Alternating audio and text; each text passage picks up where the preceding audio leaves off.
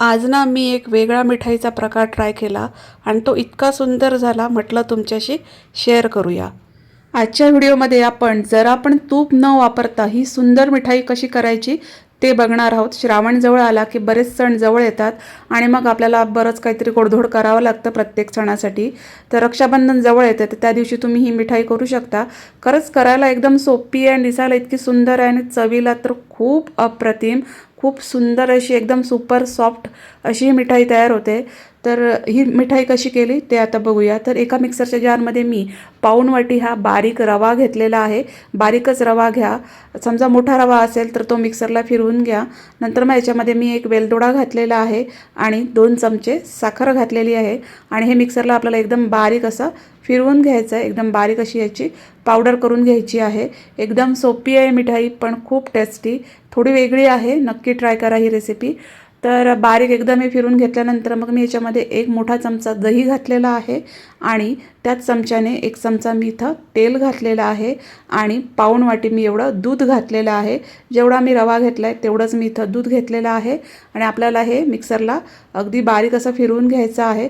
थोडासा orange food colour पण मी इथं वापरलेला आहे, ऑप्शनल आहे, तुम्हाला आवडत असेल तर वापरा, फक्त दिसायला चांगलं दिसावं म्हणून मी इथं फूड कलर घातलेला आहे। मिक्सरला बारीक असं फिरवून घेतलं, एकदम मस्त असं आपलं इथं हे बॅटर इथं तयार झालेलं आहे।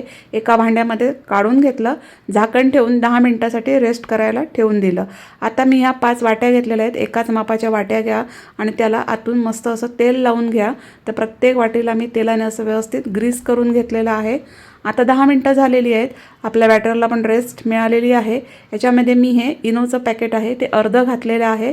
फक्त प्लेन फ्लेवरचा म्हणजे रेग्युलर फ्लेवरचा हा इनो घ्या, ग्रीन फ्लेवरचा घेऊ नका, मग त्याचा जो एक वेगळा आंबट असा वास येईल। हे रेग्युलर फ्लेवरचंच अर्धं इनोचं पॅकेट मी याच्यामध्ये घातलं, थोडंसं पाणी घातलं वरती म्हणजे इनो मस्त फुलेल आणि आता हे बॅटरमध्ये व्यवस्थित एकत्र करून घेतलं। तर बघू शकता इनो घातल्यामुळे बॅटर एकदम मस्त हलकं फुलकं झालेलं आहे, मस्त फुगलेलं आहे। आता ज्या वाट्यांना मगाशी आपण तेल लावून ठेवलं त्याच्यामध्ये आपल्याला हे पाऊण वाटी भरेल एवढं बॅटर घालायचं आहे, म्हणजे वाटीला वरती जागा रिकामी ठेवायची कारण हे फुलणार आहे नंतर। तर प्रत्येक वाटी मी अशी भरून घेतलेली आहे। आता एका कढईमध्ये मी थोडंसं पाणी गरम करत ठेवलेलं आहे आणि त्याच्यावरती अशी एक वेळणी ठेवलेली आहे ज्याला अशी जाळी असेल आणि त्याच्यावरती मी या सगळ्या वाट्या ठेवलेल्या आहेत आणि 10 मिनिटासाठी आपल्याला हे व्यवस्थित वाफवून घ्यायचं आहे। याच्यावरती झाकण ठेवायचं आणि हे 10 मिनिटासाठी छान असं वाफवून घ्यायचं। आता एका दुसऱ्या पॅनमध्ये मी काय केलं, पॅन गरम करून घेतला आहे आणि पाऊण वाटी इथं साखर घेतलेली आहे। पॅन गरम करून झाला आणि नंतर मग मी याच्यावरती साखर घातलेली आहे। साखर थोडी जास्त वाटली म्हणून मी थोडी कमी घातली, अर्धी वाटी साखरसुद्धा पुरेशी आहे। साखर आता हलकी याच्यावरती भाजून घ्यायची आणि थोड्या वेळाने ही साखर हळूहळू मेल्ट होईल। गॅसची फ्लेम मिडियम ठेवायची आणि मध्ये मध्ये असं हे परतवत राहायचं आणि एवढा असा ब्राऊन कलर आला की नंतर मग याच्यामध्ये मी अर्धा लिटर दूध घातलेलं आहे। दूध घालताना थोडं सांभाळून घालायचं, पटकन बाहेर येऊ शकतं, गॅसची फ्लेम स्लो ठेवायची। आणि आता हे जे शुगर कॅरमलाइज झाली आहे ती दुधामध्ये आपल्याला वितळून घ्यायची। जसं दूध गरम होईल हे आपणच दुधामध्ये व्यवस्थित एकत्र होत जाईल। फक्त शुगर कॅरमलाइज करताना ते जास्त तुम्ही ब्राऊन करू नका, समजा त्याचा कलर चेंज झाला की लगेच आपल्याला त्याच्यामध्ये दूध घालायचं आहे। तुम्ही समजा ते जास्त ब्राऊन वगैरे केलं तर कडवटपणा येईल।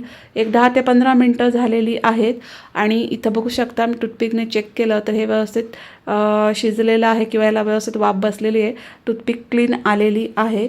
मगाशी जे मी दूध व्यवस्थित कॅरमलाइज करून घेतलं त्याच्यामध्ये थोडासा मी फूड कलर घातलेला आहे, तो पण ऑप्शनल आहे।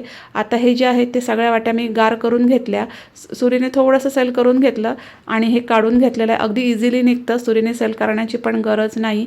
तर हे आपले छोटे असे रव्याचे केक म्हणू शकता तुम्ही। तर हे इथं तयार झालेले आहेत, पण आज आपण केक करणार नाही आहोत, तर आज आपण याची एक मस्त अशी मिठाई करणार आहोत। करायला एकदम सोपी आहे पण चवीला इतकी अप्रतिम, बाहेरच्या विकतच्या मिठाया सगळ्या याच्यापुढे फेल होतील, इतकी मस्त मिठाई याच्यापासून तयार होते। एकदम सॉफ्ट असे आपले केक झालेले आहेत। एका भांड्यामध्ये मी अरेंज करून घेतलेले आहेत।